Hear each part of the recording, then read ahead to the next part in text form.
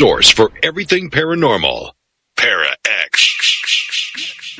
The views expressed and the opinions given by the individual host and their guests do not necessarily reflect those of Para-X, its affiliates, or its sponsors.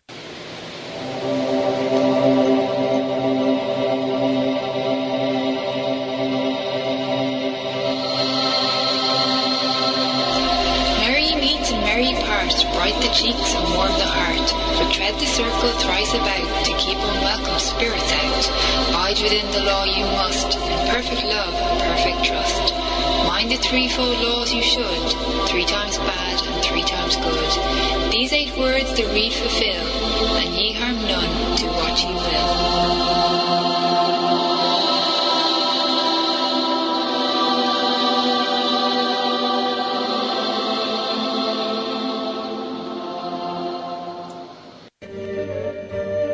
Welcome to Stirring the Cauldron. Now, here's your host, Marla Brooks.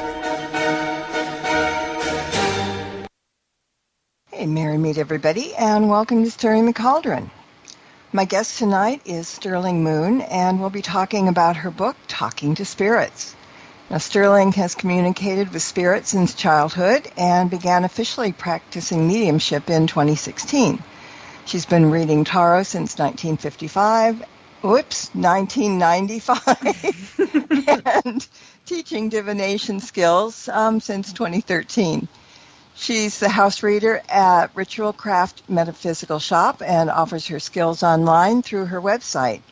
She also apprenticed under an internationally respected teacher and healer and spiritual worker of Swedish folk magic, whose name is not going to be pronounced by me because I can't, but Sterling can do it in just a minute.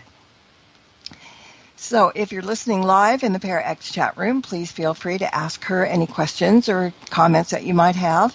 And if you're not in the chat room and want to join us, we're over at paraxradionetwork.com. Okay, Sterling, I put 100 years on your age, but how do you pronounce your teacher's name? Well, so there's the American version, which I have gotten in the habit of using. So Johannes or Johannes Bjorn Gardbach. Oh, that's bad enough. The Swedish one has to be even worse. All right. Well, thank you for saying that. But, I want to say right off the bat that each chapter in the book would make a great show on its own. And maybe down the line we should do that once in a while. But tonight I've grabbed things that caught my eye. So we're going to be jumping around a bit. And by the end of the show, I'll probably be thinking that we haven't even scratched the surface, but we're going to give it hell trying. So your opening in the introduction of the book says we all walk in a haunted world. And I think I'm going to start out by saying that I believe that everybody does talk to spirits, whether they know it or not. Mm-hmm. Because there's, spirits come in many shapes and sizes. Like we pray to saints, we talk to our loved ones on the other side, we talk to our spirit guides or angels or plant spirits if we're gardening. So is that a fair assumption that like everybody does, even though they don't know? I think so, for sure. And then also too that, those are the spirits that we talk to, and then that doesn't even. Then with that, we also have to think about the spirits that are in the places that we are that maybe we're just not aware of. And, who knows who we're around all the time and we're just not, conscious of them. So it gives you a lot of thinking. There's a lot of layers there. It gives you a lot to think about. Well, and on that thing about thinking, okay, here comes a confession. If I'm alone and I do something stupid, I drop something or something, I say out loud what happened because I'm thinking that spirits are around there laughing or thinking I'm really jerky. So there's my confession for the day. Love it. I just want to, have my own back, I guess. Let me see. All right, yeah. So you've been communicating with spirits since childhood. So how did that all begin? Well, the very first memory that I have was of, kind of hearing something that I didn't seem to be connected to a living person was I live in Colorado, and my grandparents had a beautiful house in Morrison, Colorado, which is really close to where Red Rocks Amphitheater is. That's a place that a lot of people know. And I remember I was probably at about maybe like 4 or 5, and I heard a man cough in the basement, but my dad wasn't there, my uncle wasn't there, my granddaddy wasn't home, and so there was nobody that could have been. And I just remember getting that little, that little jolt of fear and running upstairs.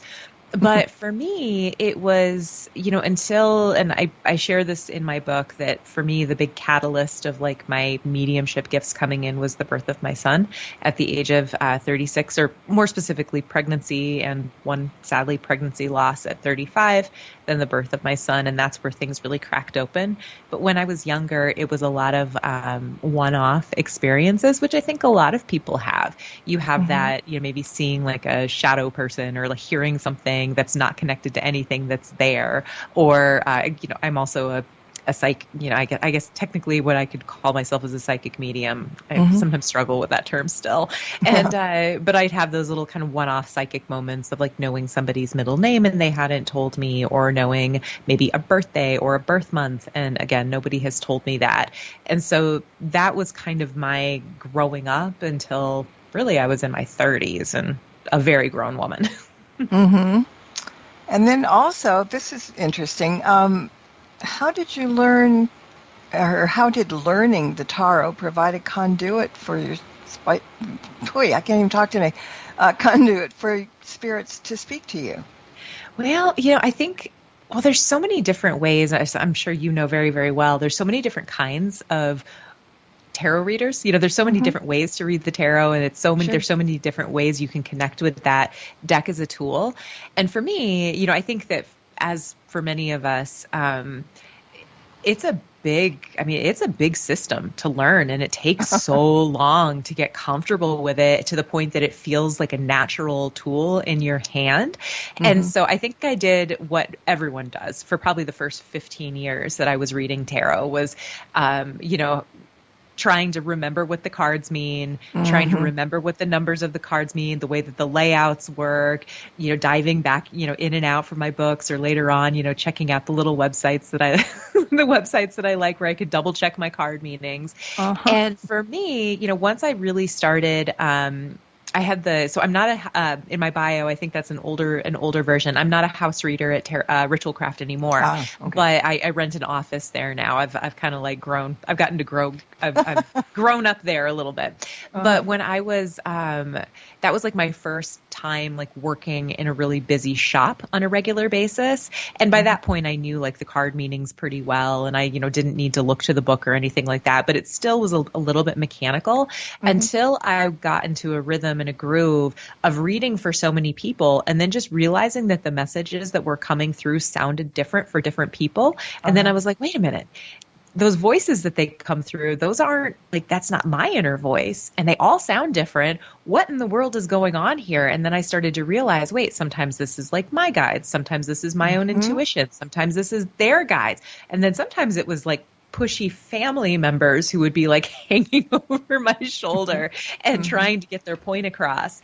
And so that was really when I started to realize, like, wait, I'm sitting with 9 people in a day, and the messages are coming through and they sound different, and the voices that they're coming through sound different. I really got to unpack what's going on. And then I'm a little bit of a slow learner sometimes. So that was really what it took for me to realize, wait, I think maybe there might be like a spirit connection here. So, and then it just kind of went from there. Well, I think people that are psychic mediums or whatever, sometimes use the tarot as a crutch. Or oracle deck, the same thing. And if they start to let it go, because you do, it happened to me too, that I found that I was hearing things in my head rather than what I'm seeing on the cards. And little by little, I kind of, took steps away, and it worked out fine. I still read, but not, like you said, not having to, what each card says, and it doesn't have the same meaning for the same person. I think we all have to grow and learn that, but I was just kind of for a while, and then somebody told me, he says, you're using the cards as a crutch, and you don't need to do that. Johannes, my very first lesson with him. Now, let me just paint the picture too. Like, so he's in Sweden, and so I used to have to get up at 4:40 in the morning every Wednesday for like 2 years to get, make it to my weekly lessons with him. And my very first meeting with him, he tells me, he's like, "Oh, you're a tarot reader." He says, "I sometimes use tarot cards when I'm feeling lazy." And I was like, "Hey, now," but I have to tell you, it's true, and I still love them. They're the most natural tool for me.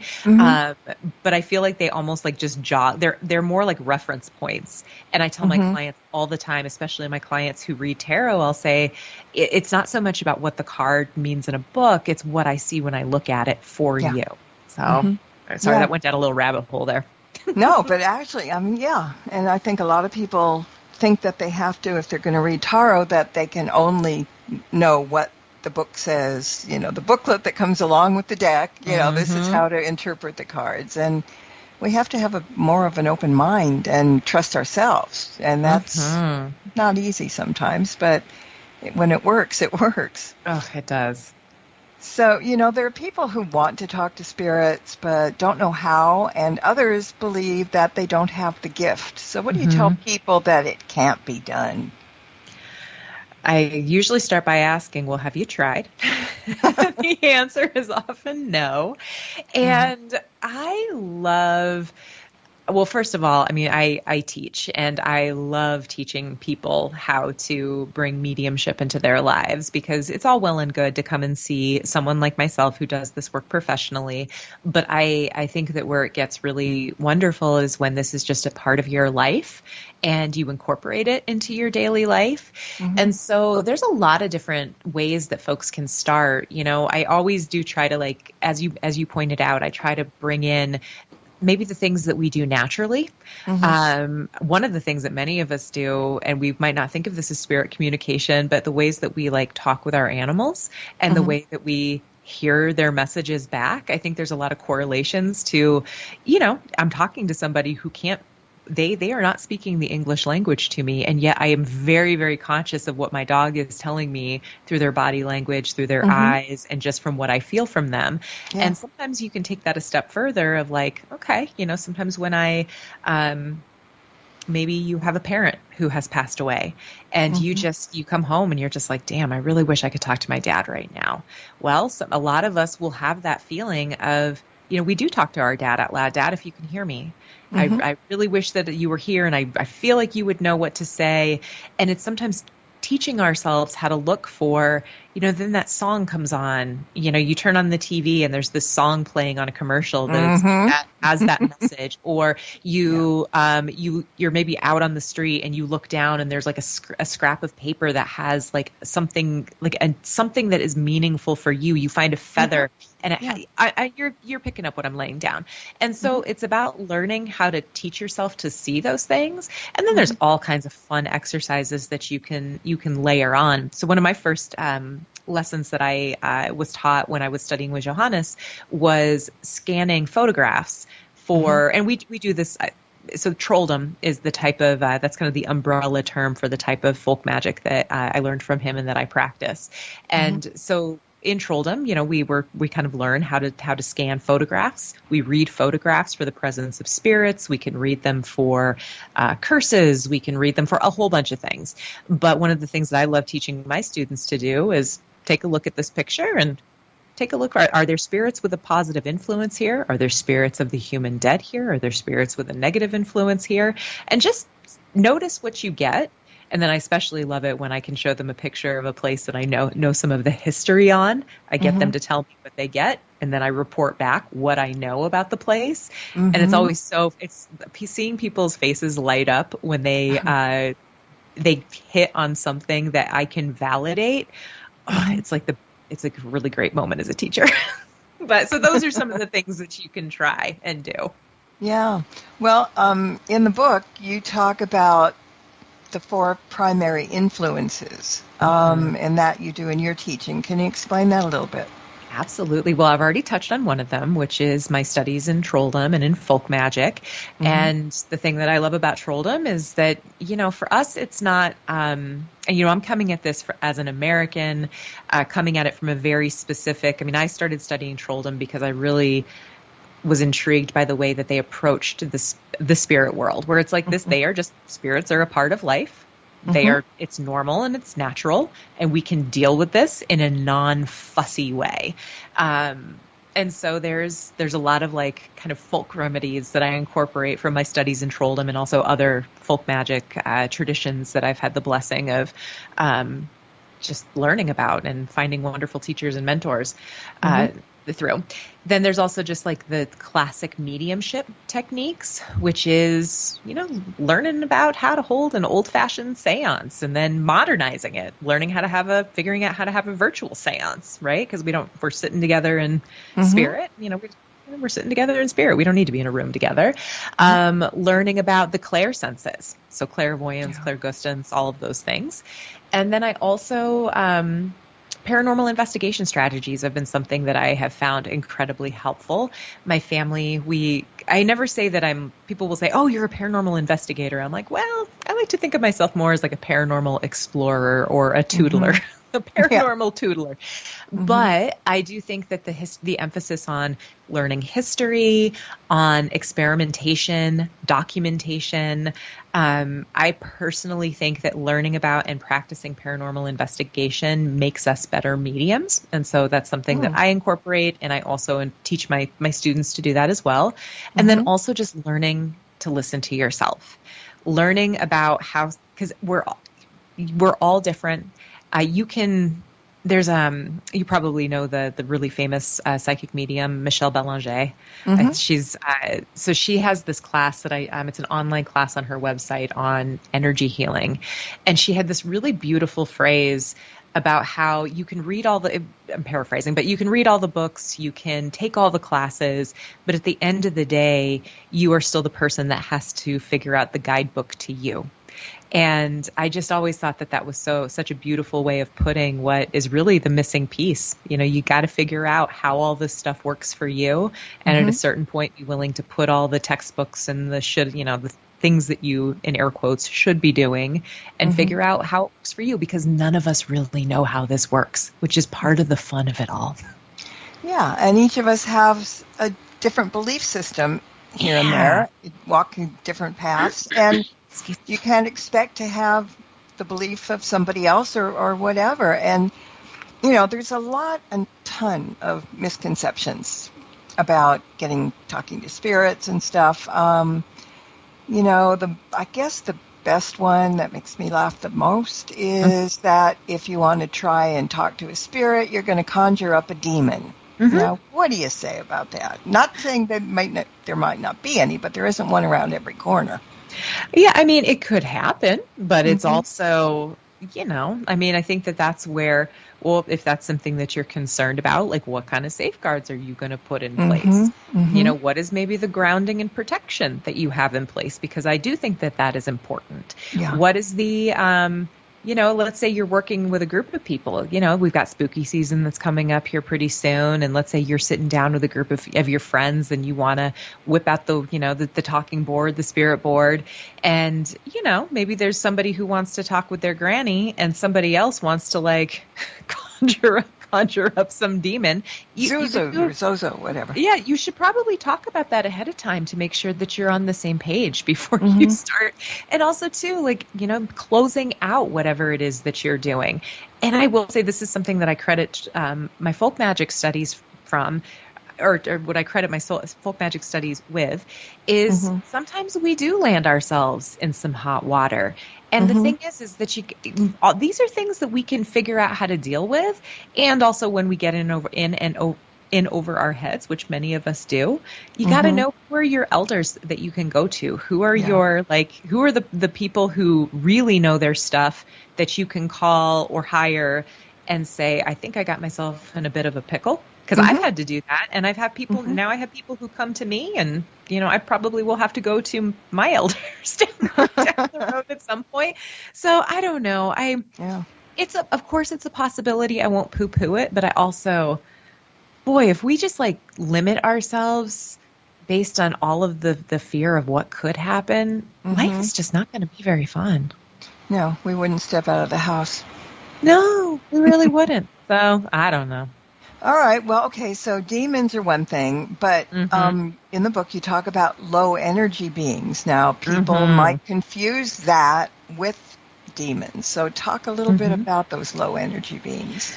So this is just my theory, okay? So I'm not, and this is just everything that I share is based on, yes, research, because if you write something, you should do some research along with it. But a lot of it is based in just what I've experienced, what I've seen, and kind of what also, too, seems to line up with what the, kind of the body of literature is out there. From my experience, though, yes, we have things that are malevolent entities that have not been human. So those would fall into that categorization of demons, right? And I will just say for those, there's kind of a range. In my experience, there's some that are just like they're a nuisance, but they can be dealt with fairly, easily. And then it gets more, some of them get, severe and can be dangerous. So there's that. But then, in my experience, it seems like there are spirits that they start out as human. They maybe were terrible people in life. They made terrible choices. They did terrible things. And, again, this is just my opinion and also based on experience and also, kind of what other literature out there says.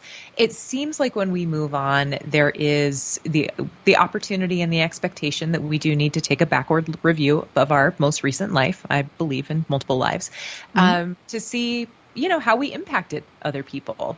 And I do think that there are some folks that they lived lives that were not something that they were proud of, and they would rather stay in this weird limbo than, go through that process. And it's my opinion that if you stay there for long enough, you start to really lose touch with who you are. And they kind of just, they just are dark energy, but they tend to be pretty easy to clear out because they were once human. Yeah. Again, that's just kind of my theory. But, and I do think that there's still hope for them.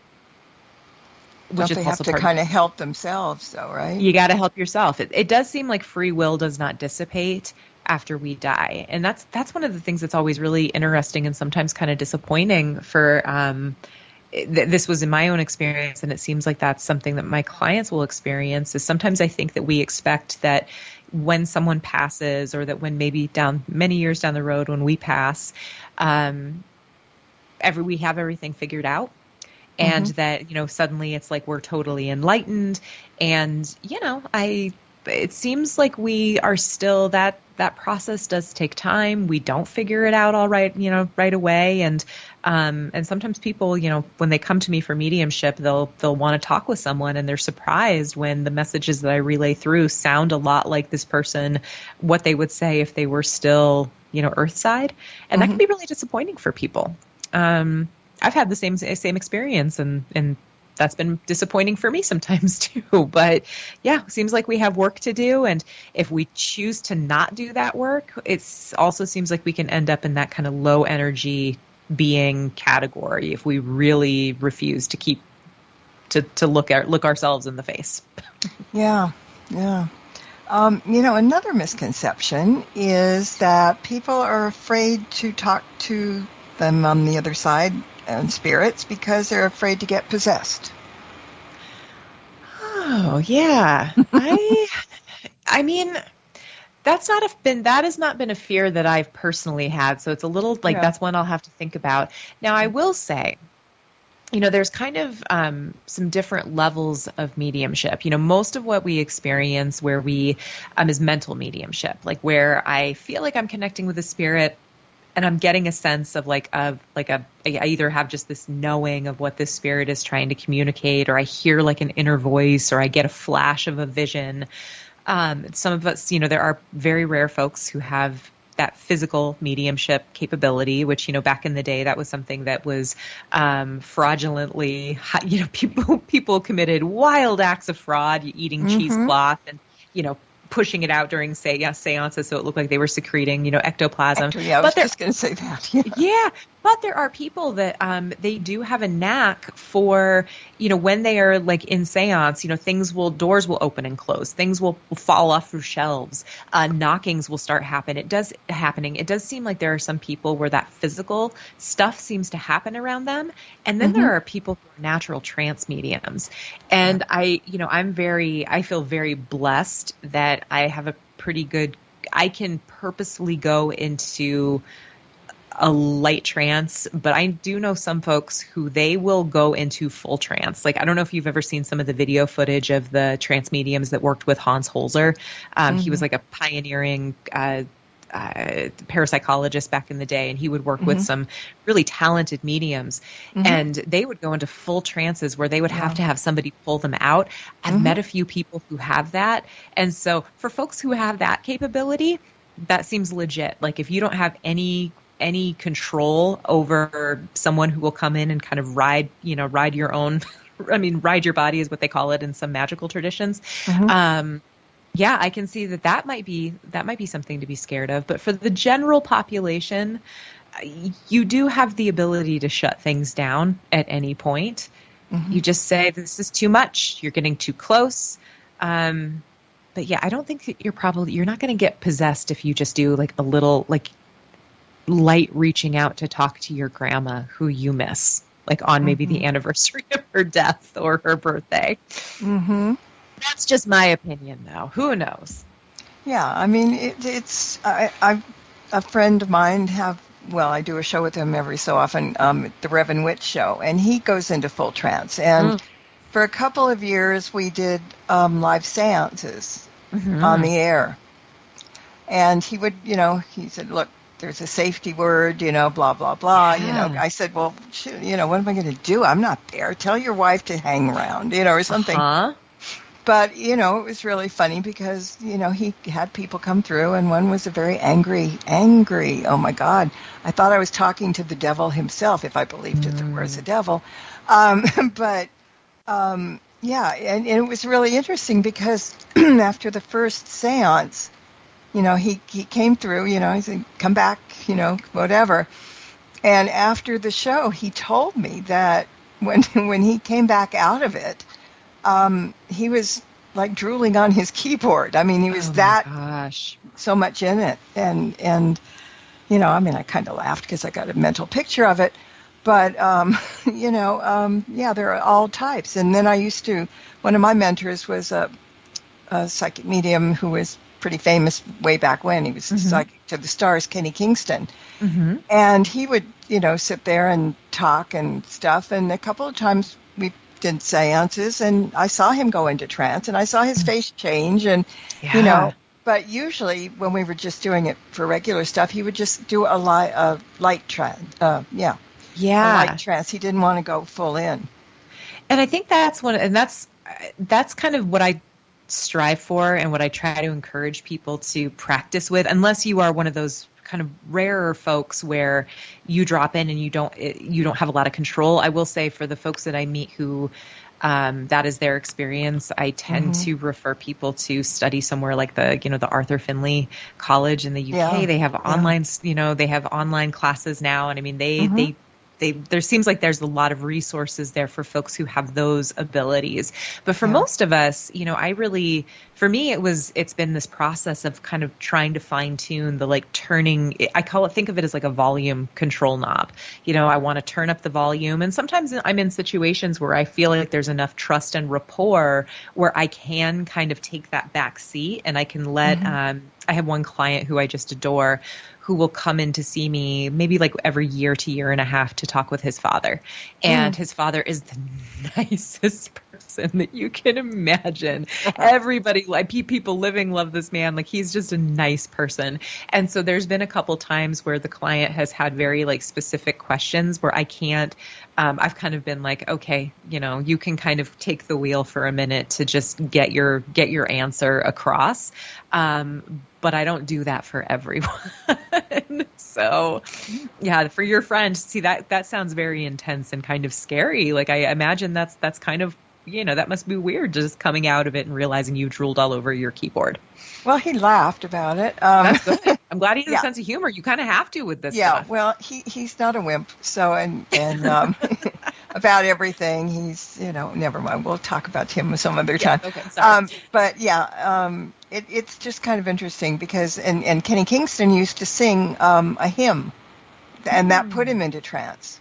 Oh, cool. Which was neat to, to start off his hands like that, like in the garden or something. And it just kind of set a good tone. I And love that. yeah, but I have to say that when I did see him in trance and his face change, Yes. I didn't expect it. I mean, that was the first time. And I was just looking and all of a sudden it was a woman's face, and I'm thinking, pinch yourself, you're not, making this up. But, we laughed about it later. But everybody has their own way of doing it, and like in anything, you have to do what you think is comfortable for yourself. Absolutely. Yeah. And also just push the envelope just a little because it's fun and interesting, and why not? Yeah, exactly. Well, what's not fun and interesting is that we're going to take a break right now. Yes. So everybody stay put, and we'll be back in about 2 minutes. There's more Stirring the Cauldron with Marla Brooks right after these important messages. I was in the hospital with my son for 18 months. When he got injured, I wasn't prepared, but I knew I had to be strong. When I was told about John's injury, I was in complete shock. I just remember rushing into his room and giving him a big hug and letting him know I was there.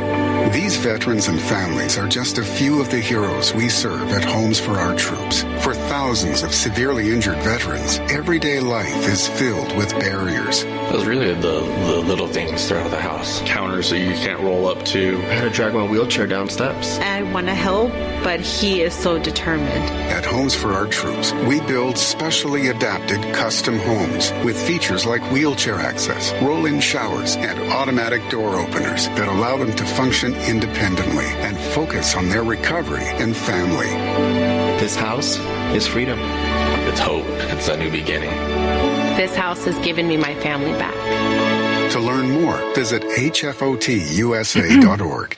Throughout time, events have occurred that have shaped human history. Spirit voices from the past have many stories to tell, and for the past several years, channelers Barry and Connie Strom have been conducting live channeling sessions and relaying those stories and messages from those on the other side. We invite you to tune in to Barry and Connie's new show, Channeling History, on the Para X Radio Network, every Sunday night at 9 p.m. Eastern, as they relay the messages of those voices from the past, the ones who have witnessed history firsthand, and those who have made history themselves.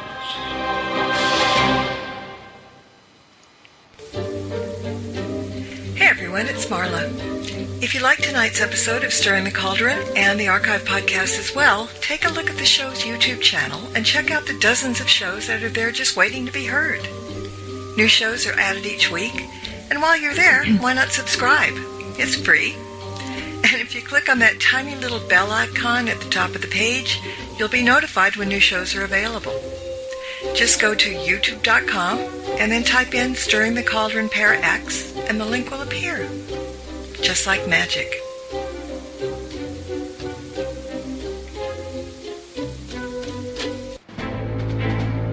Welcome back to Stirring the Cauldron. Once again, here's your host, Marla Brooks.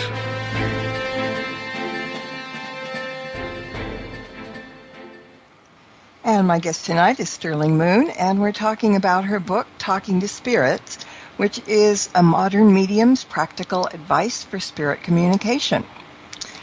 Let's talk about some deities and higher beings right now, because are they more difficult to communicate with than human spirits? I don't think so, but it also depends on maybe the relationship that you have with them prior, and maybe it also really depends on what type of divine being. So let's say you're maybe just wanting to reach out to your spirit guides, which I would consider them to be kind of fall into the category of divine beings. Mm-hmm. They've been with us since we, excuse me.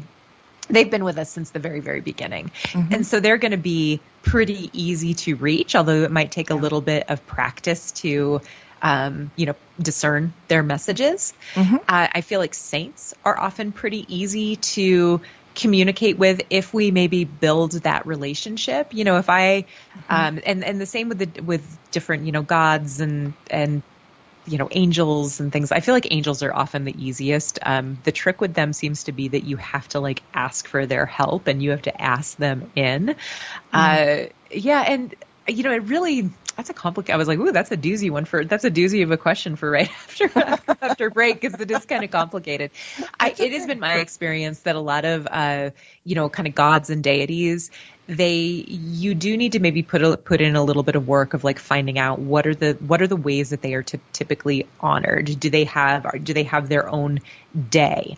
Do they have colors and herbs and maybe planets that are associated with them, where you can kind of, maybe they are a type of being that they really appreciate offerings. You sometimes have to look at culture as well. Is there maybe a little bit more of an alignment because you are a descendant of maybe that kind of root culture of where they come from, or maybe you come from a very different culture and you might have to put in a little bit of extra work there. It really all depends. I will say, in defense of saints, I was not raised with any organized religion. I feel very grateful for that, because it really allowed me to kind of have my own path. Mm-hmm. And it's been my experience that saints, well, one, they have their areas of responsibility, which can kind of make them easy to work with as a magical practitioner. Mm-hmm. And they were human. It's been a long time and they're venerated and have been elevated, but they understand our human pettiness. They understand our human, kind of the plight of just being human. And so I feel like that's one of the things that sometimes makes them a little bit easier to connect with. But, it can be so enriching to have those connections with those divine beings that can provide you support and protection and blessings and all the things.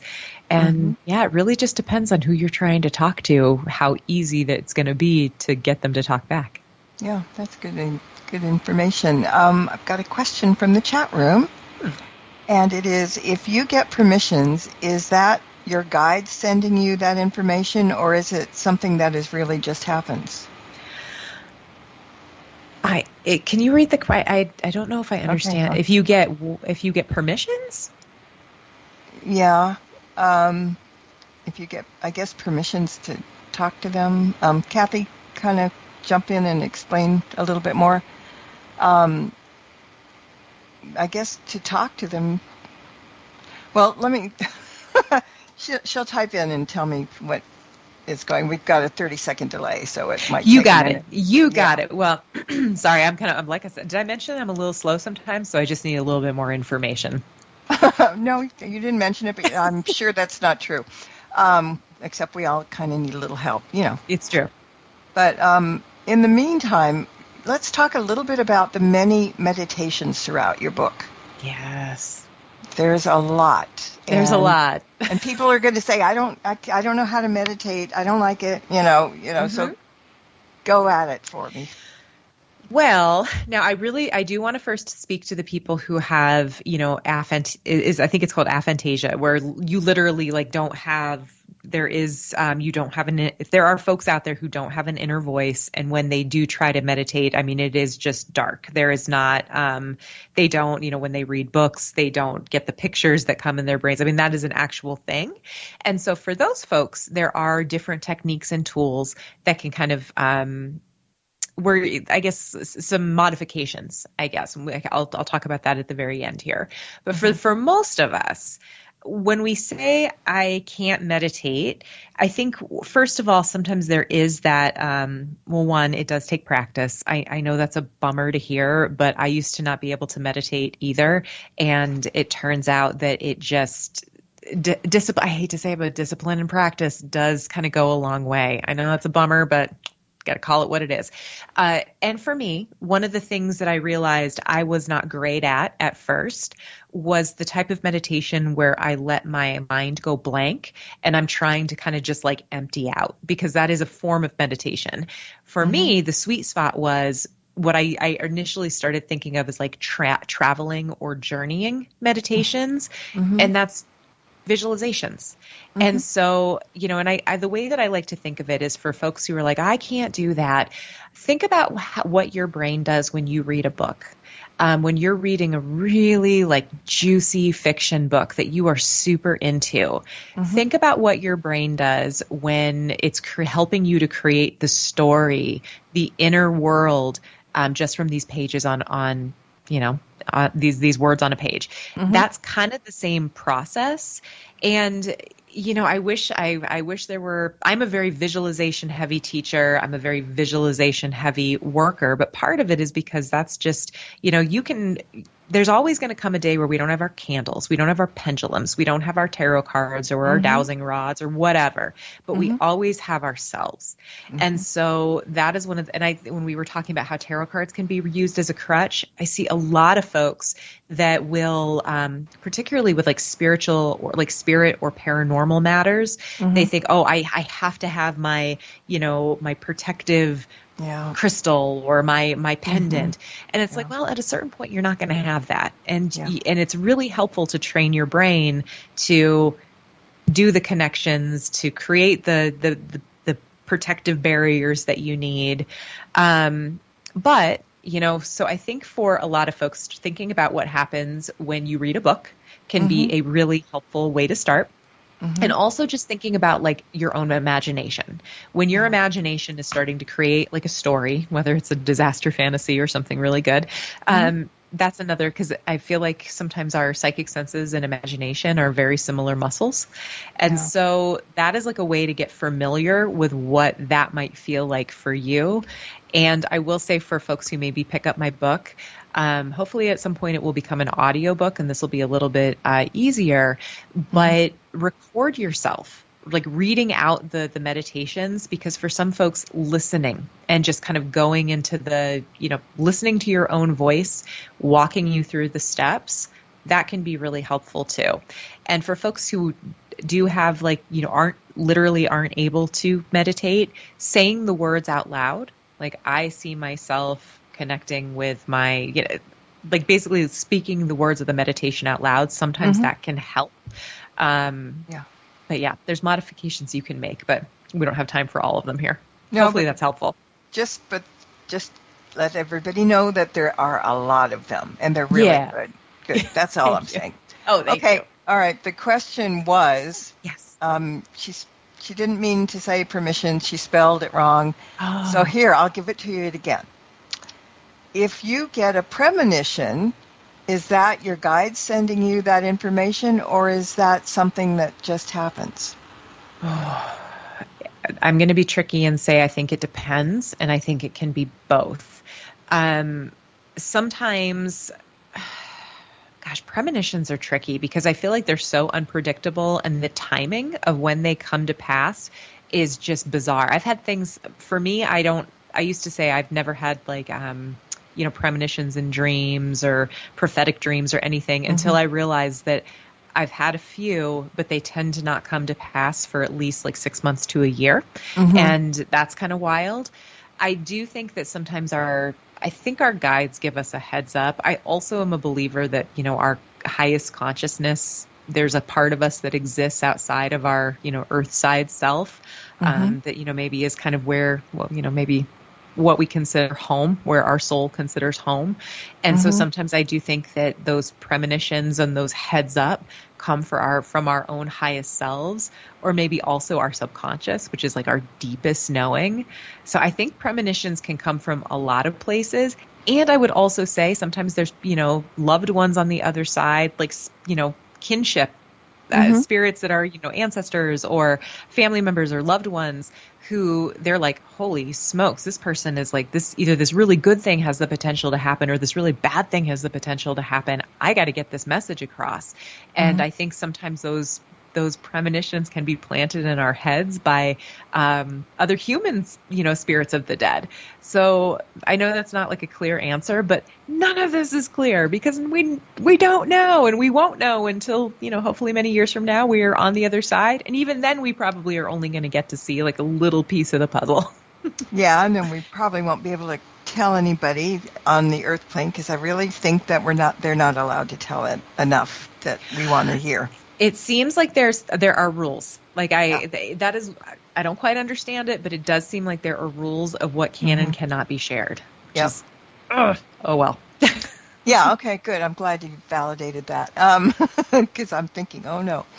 All right. So let's talk about a minute about the age-old question: what happens when you die? And because you've asked that question to many who've passed over, and it wasn't exactly the same for everybody. So, do you think that each experience differs because of our belief systems before we pass?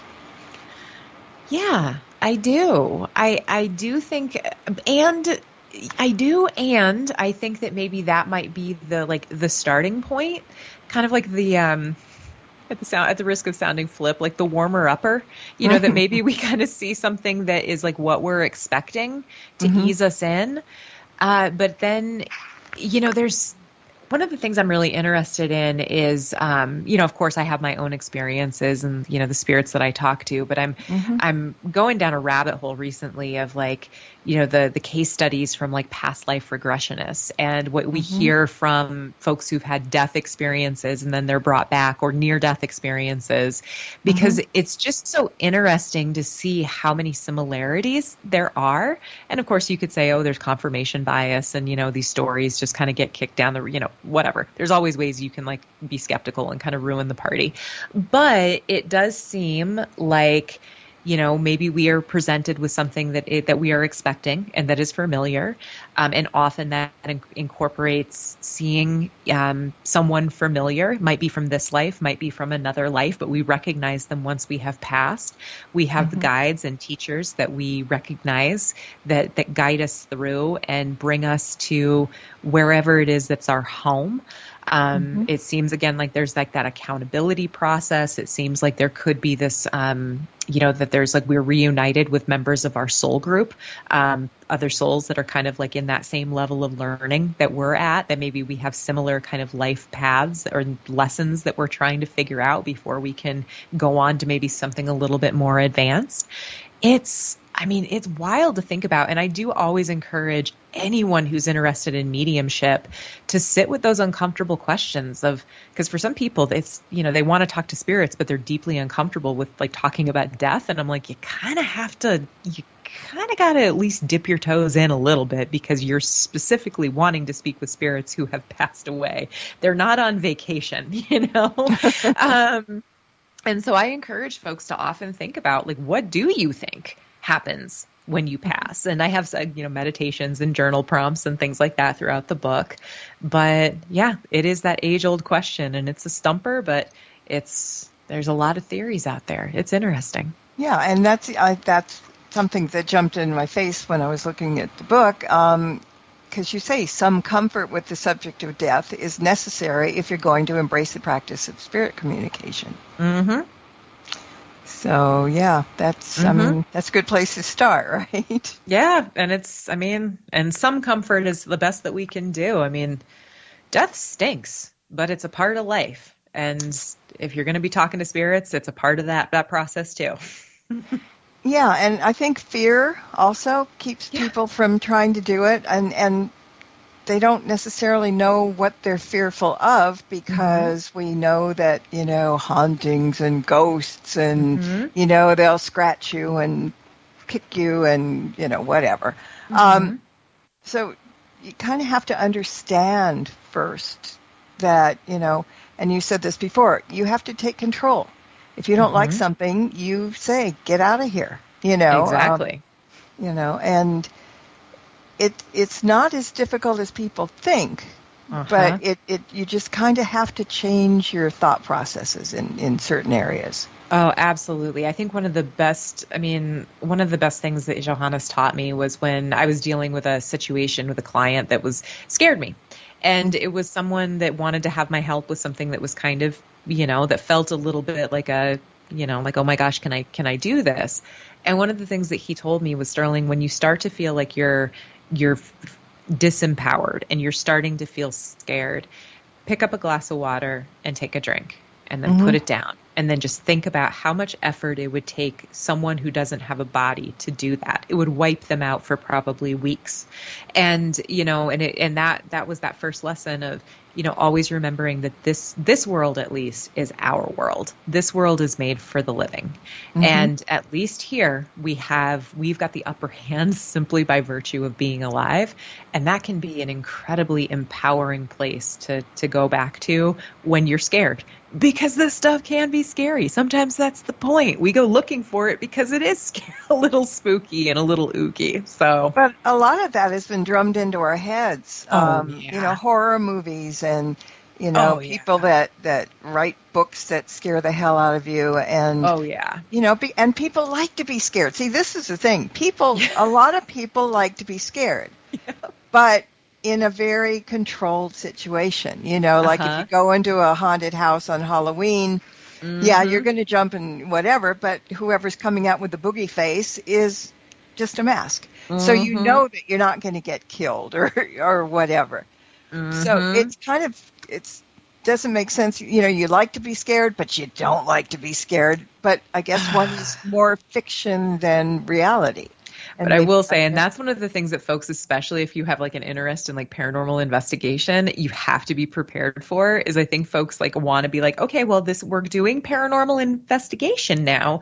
And I have my recorder and I have my video camera and I have all my gadgets and we're going to talk now. But when I'm done, we're done. Okay. But I remind people, like, when you talk to someone, you got to expect that they're going to talk back.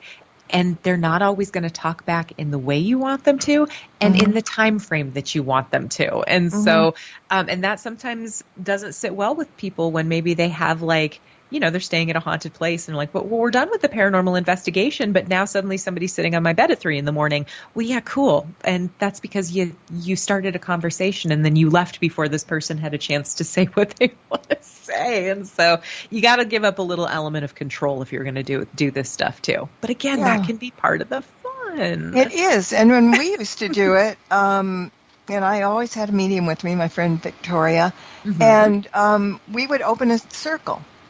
Yes. And we were thinking about opening the circle and then saying, we don't need to have any hitchhikers on the way back and you need to come back, when we're done, we're done. But it's also safe for you, for the spirits, because maybe we would rile somebody up that you didn't like in the other world. I mean, they're not all patting each other on the back and hugging, So we would make the circle as if that, if they need some comfort, they can get in the circle and they'll be safe there because we bless the circle and all that. Yeah. So that's kind of a neat way. And then, at the end, you close the circle. Exactly. And everything works. So, yeah, I mean, people do things different ways, but there are so many ways that you're not going to get frightened about or whatever. Somebody, if you clairaudient and all of a sudden you're on an investigation and somebody goes boo in your ear, you're going to jump and you're going to turn around and whatever, but it's I don't know, it's kind of an open mind and it's really kind of important to explore things if you want to. Now also you talk about beginning of a journey into mediumship, but I want to say that this book isn't just for beginners. Oh, well, thank you. I think, anybody that does any of this, it'll help, there's certain things in there that maybe you didn't think about or whatever, but, if you just think, well, I'm just a beginner and this is ABC book. No, it's not. I mean, it's written that you can understand everything easily. It's written for anybody that can read it, but there's so many different things in there that really fascinating that just got me all over the place. And like appreciate that.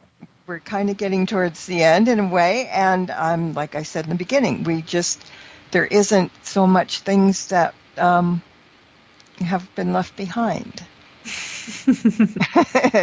But yeah, it's what can you do in an hour? You know how it goes. It's true. Well, especially when you've got, I mean, when you get two talkers together, we're going to talk, and that hour's going to go quick.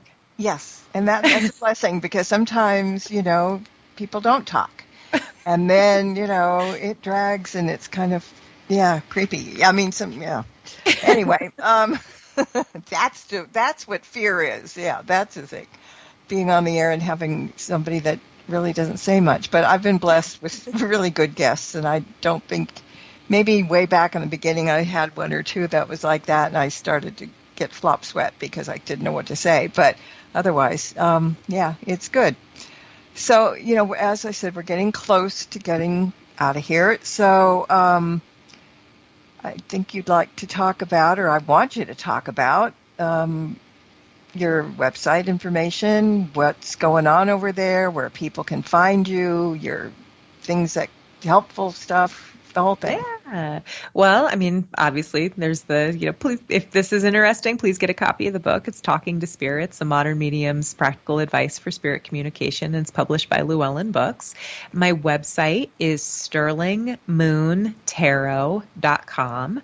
And that's where you can find everything about booking a session with me. I do tarot readings, and I call them spirit contact sessions, which are one-on-one mediumship sessions. I, do consultations with folks who are maybe, having paranormal activity in their homes. I do animal communication. I teach. I have a school called the Sterling Moon Divination Academy. I have 3 once a year programs.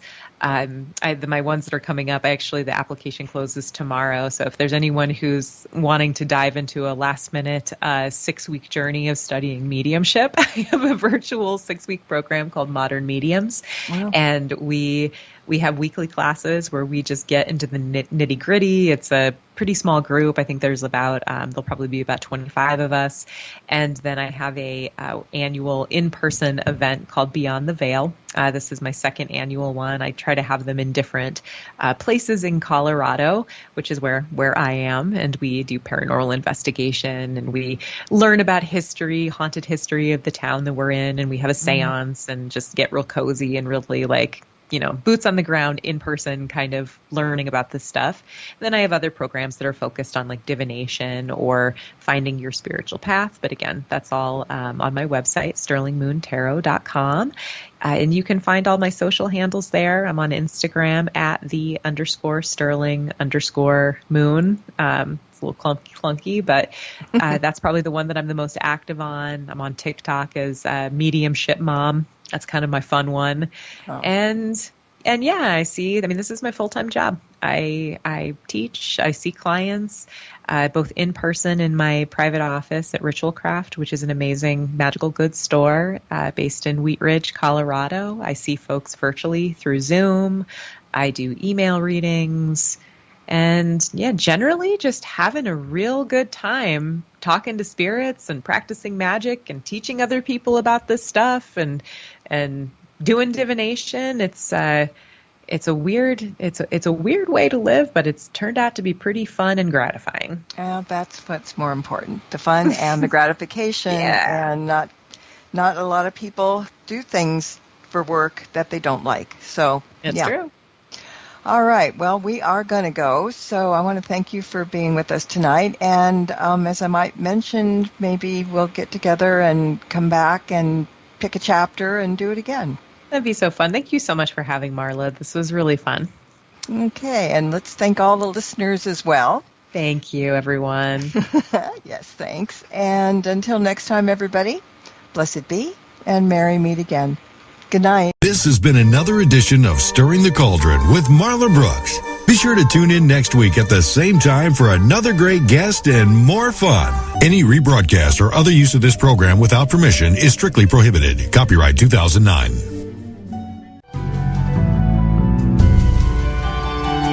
You have been listening to the Para X Radio Network.